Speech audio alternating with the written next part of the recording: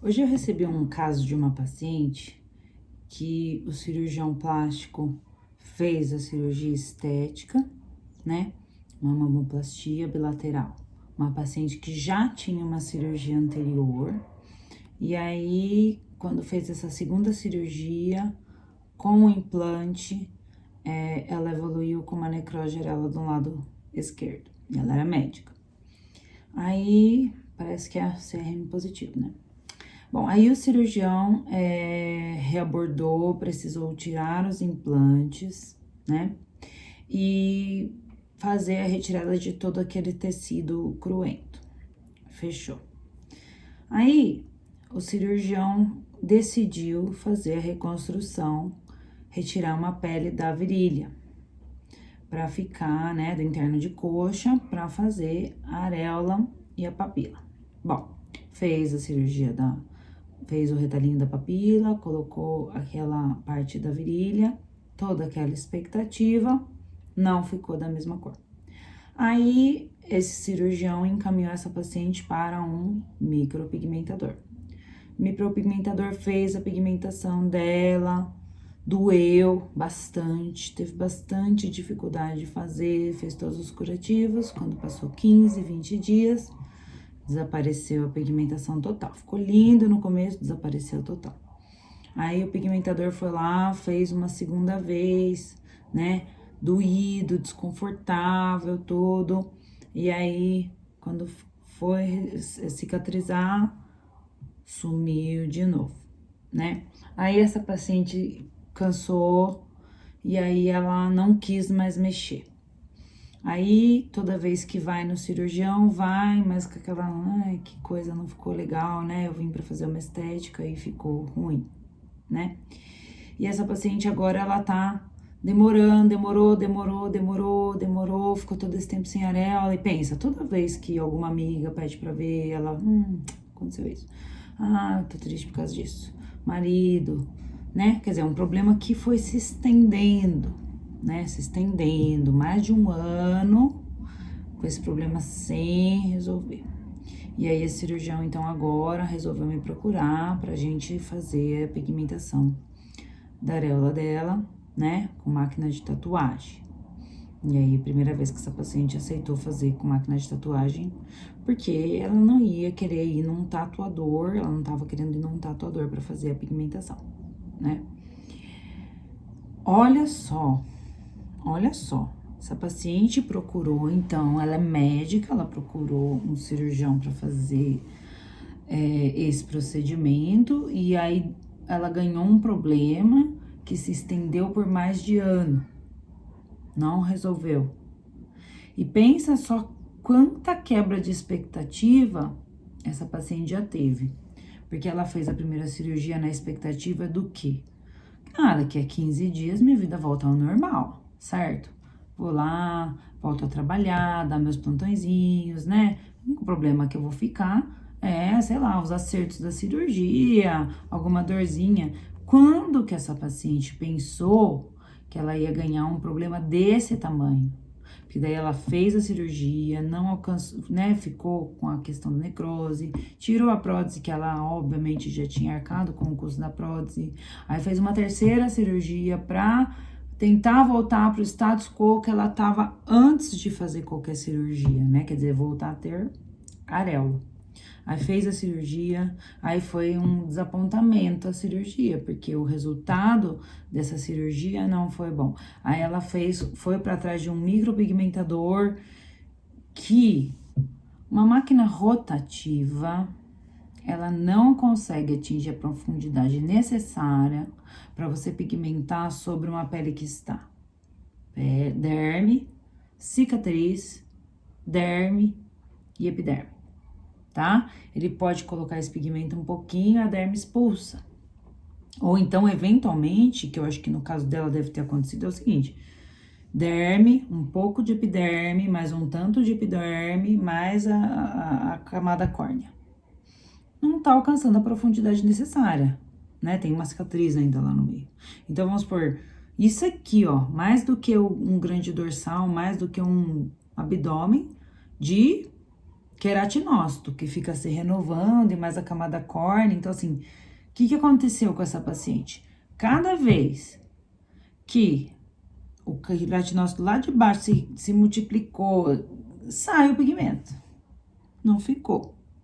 Porque o pigmento tem que ficar na derme papilar para ele se sustentar a longo prazo, né? Então, por que ele não ficou na profundidade correta? Porque fez com uma máquina rotativa. Ela tem uma limitação de profundidade possível. Ela não consegue maior que aquela profundidade, que é a profundidade da rotação, da máquina rotativa. Tudo bem? Então, assim, vamos supor que o desfecho tivesse sido um pouco diferente. Fez a cirurgia, ocorreu uma necrose, tirou. Eu sou habilitada em pigmentação, por exemplo. Eu vou lá, tive uma necrose, ok. Olha, eu sou habilitada em pigmentação, então nós vamos fazer a sua segunda cirurgia já mirando a pigmentação, certo? Então, eu vou tirar todo o tecido de necrose e vou fechar primário, de forma que eu tenha uma pele íntegra dos dois lados e uma cicatriz bem fininha no meio. Ok? 1 mês, 2 meses depois, pigmento tudo.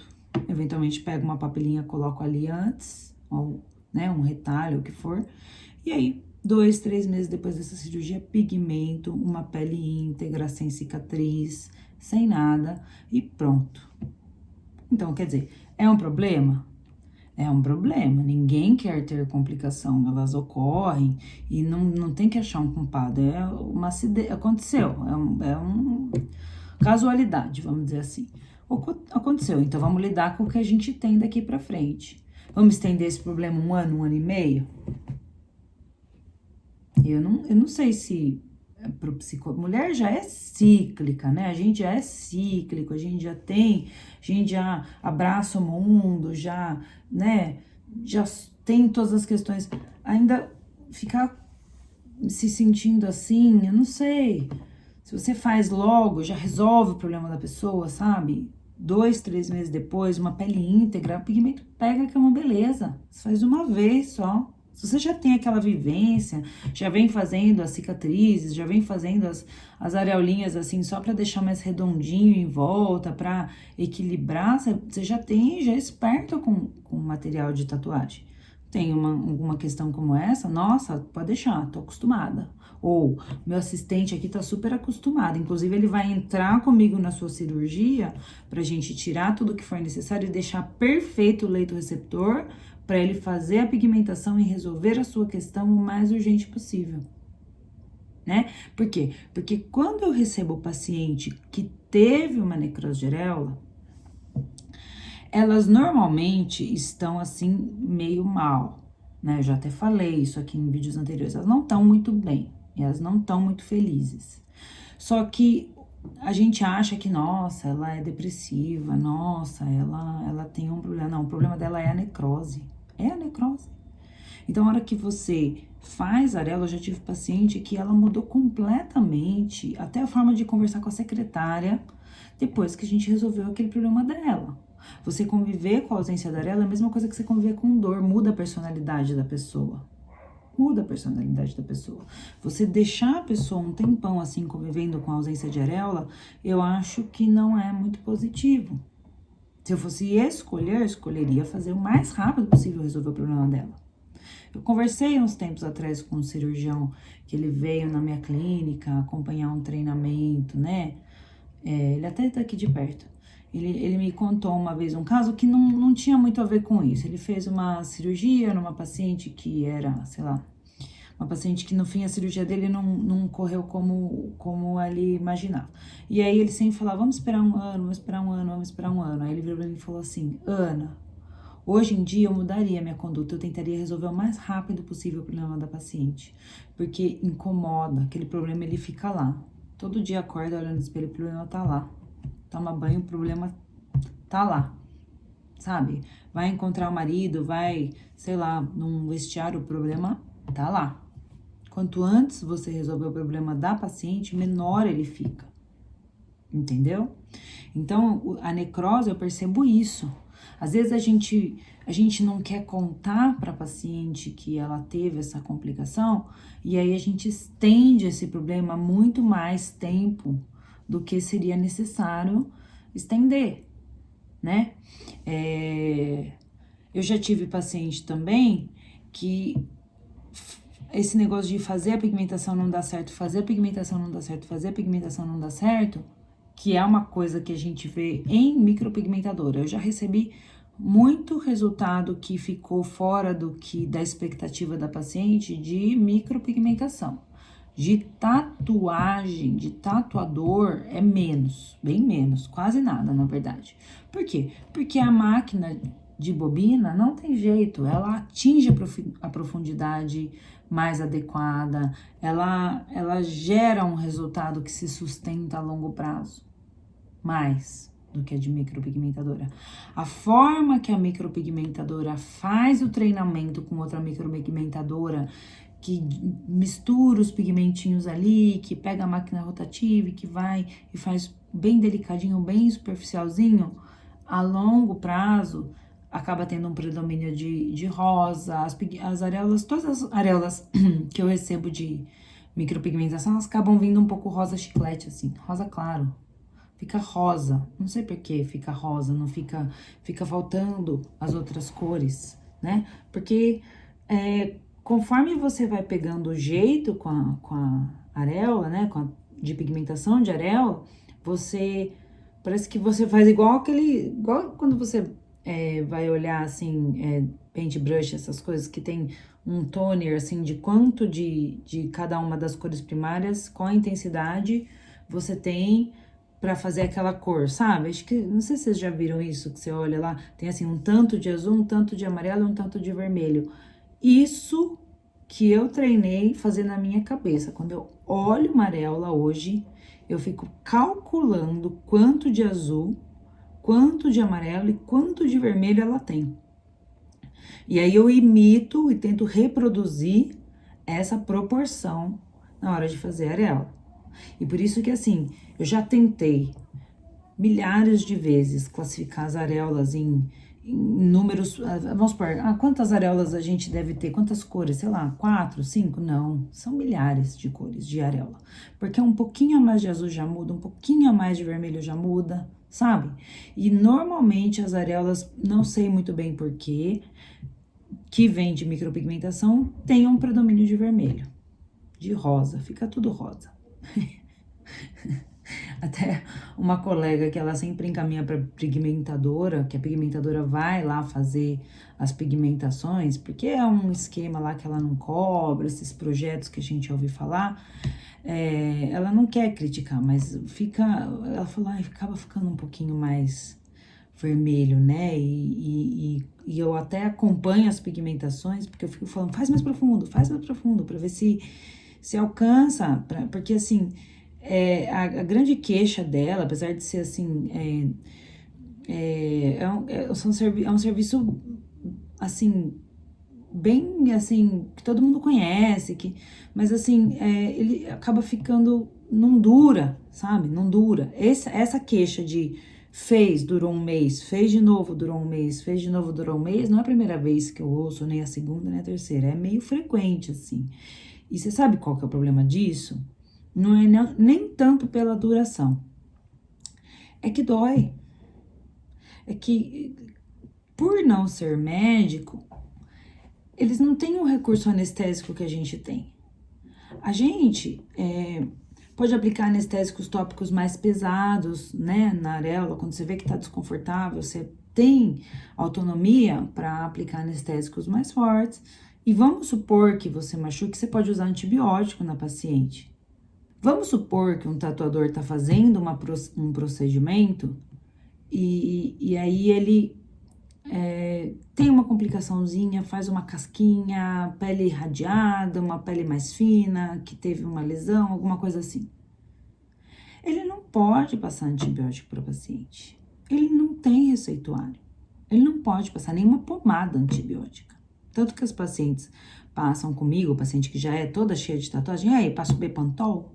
Não, não vai passar Bepantol, vai passar mupirocina, que é antibiótico, Por isso que eu não tenho complicação, porque a paciente sai de lá passando creme tópico de antibiótico, coisa que um tatuador não poderia usar, a não ser que ele tenha aquela relação direta que eu vivo falando com o cirurgião plástico, entendeu? E tem um tatuador dentro da clínica dele para fazer o procedimento. Daí fica num ambiente adequado, aí fica uma relação direta, entendeu? O cirurgião vai lá, dá umas olhadas no procedimento que ele tá fazendo, aí eu teria confiança. Agora fazer assim, lá no estúdio, com pigmento, sei lá, se o pigmento é pigmento ou é tinta, dá uma certa, sei lá, você fica meio assim, né, não sei, tem que ser uma pessoa que só mexe com isso, só mexe com isso. Tem tatuadores que só mexem com isso, aí sim. Agora, no meio ali do meu tribal, uma paciente é tribal, outra paciente eu vou fechar o braço e na outra paciente eu vou fazer ela. Eu acho que não faria, não faria. Pô, uma paciente com a pele fininha, a mastectomia ficou bem fininha, bem protegida mesmo, irradiada, com implante por baixo, aquelas pelezinhas que às vezes você olha assim, você vê que é até meio translúcida, de tão fina. E aí? Eu acho um pouco preocupante. Eu acho que é muito mais negócio você pedir para um residente que você vê que tem habilidade, que é esperto, que você tem uma afinidade pessoal, fala, poxa, vai, aprende e vem fazer aqui na minha clínica alguns dias, sabe? Se você, ou sei lá, sua esposa que é dermatologista, pede para ela fazer, algo nesse sentido, sabe? Até instrumentadora eu ainda acho legal, porque ela tá ali no meio, né? Ela vira assim, muito próxima, né? Entende o que você tá falando, compreende o que você tá conversando, né? Então, de repente, essas possibilidades são possibilidades assim que eu penso e que eu faria. E de repente, porque isso já vai nortear a sua forma de operar. Eu, no passado, pensava assim, nossa, desespero de deixar essas duas areolas redondinhas. E mesmo assim, dependendo do tamanho da mama, ainda mais agora que você pega uma mama enorme, tira e põe uma prótese, né? Quer dizer, você fica bem sem parâmetro mesmo, porque você tira um monte de tecido, coloca uma prótese, e aquela prótese é óbvio que às vezes tá por baixo do músculo, então ainda vai alongar o músculo, não sei para que lado que vai alongar, para que lado vai esticar essa pele, e fica essa briga de tensão, né? Quer dizer, você faz uma mama que é redutora e uma mama de aumento na mesma cirurgia, e aí fica essa briga de força, uma força de dentro para fora que empurra, uma força de fora para dentro no sentido de reduzir. Como que essa areola evolui? Qual que é a chance das duas evoluírem igualzinha e ficarem redondinhas iguaizinhas, né? Quando eu faço uma cirurgia desse tipo, que você trabalha dentro de uma base muito instável como essa, o que eu tenho feito? Minha conduta pessoal. Eu tenho deixado essa areola menor possível. Menor possível. A Ive que me acompanha, ela vê. Eu acabo de fazer os pontinhos em volta da areola, né, da cirurgia do T, daí eu ainda passo uma cerclagem, diminuo ela bastante, pra quando tiver aquele momento de alongamento da pele, porque tem uma fase inicial que você faz um edema meio desproporcional, né, empurra tudo, mas não empurra a cicatriz da areola, deixa a cicatriz da areola ali, restrita, pequena. Não força ela, entendeu? Então, isso que eu penso assim, porque daí se ela ficar bem pequenininha, mesmo que um lado fique mais ovalado, ou mais, sei lá, estrelado, o que for, daqui a um ano você fala assim, ó, eu deixei assim de propósito, eu não estou preocupada com o formato da sua areola, porque daqui a um ano nós vamos pigmentar a sua areola e deixar ela do jeito que quiser, tirar o estigma das cicatrizes, resolver tudo o que você quer. E aí a paciente já fica feliz, porque ela olha a cicatriz, não gosta, mas ela fala assim, daí não vai ficar essa cicatriz, vai tirar. Daqui a um ano ela vai sumir, vai desaparecer. Daí você já usa toda aquela técnica que eu ensino no treinamento, de esvaecimento de areola, para ela não ficar, para ela ficar bem com o aspecto natural. Você pigmenta a cicatriz e faz aquele degradê de cores até chegar na cor da pele da paciente, que é a técnica que a gente usa para as areolas ficarem menos aparentes, para as areolas ficarem menos marcadas, porque a gente só identifica a cicatriz porque ela é circular e linear. Se você quebra essa cicatriz, você já perde o aspecto de cicatriz. Se você faz esse esvaecimento, então, ninguém diz que tem uma cicatriz naquela areola do T, né? Então, é dessa maneira que eu tenho pensado, trabalhado e conduzido as minhas pacientes cirúrgicas depois que eu comecei a abordá-las e dizer que eu mesma vou reconstruir. Quando você, inclusive, quer mencionar a possibilidade de uma necrose de areola antes da cirurgia, porque se você falar antes, mesmo que você tenha necrose de areola, ela fica mais branda no emocional da paciente. Se você deixa para falar depois que teve a necrose, a paciente leva aquele susto, né? Eu, dentro do meu protocolo de cirurgia, falo para todas as pacientes, todas. Vai mexer na mama, tem uma chance de ter necrose de areola. Ah, mas é pequenininha. Eu falo assim, olha, a chance é praticamente zero, mas eu tenho que te falar que existe uma chance muito pequena mesmo de ter necrose de areola, porque qualquer cirurgia de mama tem essa chance. E aí eu ainda falo assim, mas a boa notícia é que eu mesma tatuo as necroses de areola de alguns colegas aqui, então se acontecer com você, eu mesma vou resolver, você não precisa nem se preocupar. E esse é mais um fator que ela pondera na decisão do cirurgião que ela vai escolher para fazer as suas cirurgias de mama, né? Então, você também leva isso em consideração. Se eu fizer com tal cirurgião, ele nem mencionou a possibilidade de necrose de areola. O outro já pelo menos falou, parece que ele foi mais sincero. Se amanhã ou depois ela opta por operar com um cirurgião que não falou, mesmo assim, se der algum problema, ela vai lembrar de você na hora. Ela operou com o teu colega, mas ela vai lembrar de você. E aí, quando ela for contar para as amigas, ela vai assim, olha, eu acabei operando com ciclano, mas fulano tinha me falado da possibilidade de necrose. Tive a necrose, tá vendo? Se eu tivesse ouvido ele, vai nele. Vai no outro. Por quê? Porque ele falou dessa possibilidade e olha aí, dito e feito. Aconteceu comigo. Então, veja que às vezes você pode, inclusive, povoar o inconsciente das pacientes, mesmo as que optaram por não fazer com você, porque você dá essa perspectiva, entendeu? É claro que o ideal seria que isso fosse um argumento perfeito para ela continuar com você, para ela fazer com você. É que é aquilo que eu falei até no meu vídeo, num vídeo que eu já falei, né? Eu coloquei lá, que quando a gente vai adquirindo experiência dentro da nossa prática de cirurgia plástica, você vai percebendo que o jeito de lidar com a paciente, a conversa que você vai ter com a paciente, tudo isso conta na hora da decisão do cirurgião plástico, então na decisão da pessoa que você vai continuar fazendo os tratamentos, entendeu? Então, a lida, ela é um aprendizado enorme e que normalmente na residência ele não é tão grande. O aprendizado ele vai acontecendo lentamente com as múltiplas situações que vão se apresentando ao longo da nossa vida profissional e que 3 anos de residência normalmente não são suficientes. Você tem que ter ali o tete a tete com a sua paciente para você entender isso.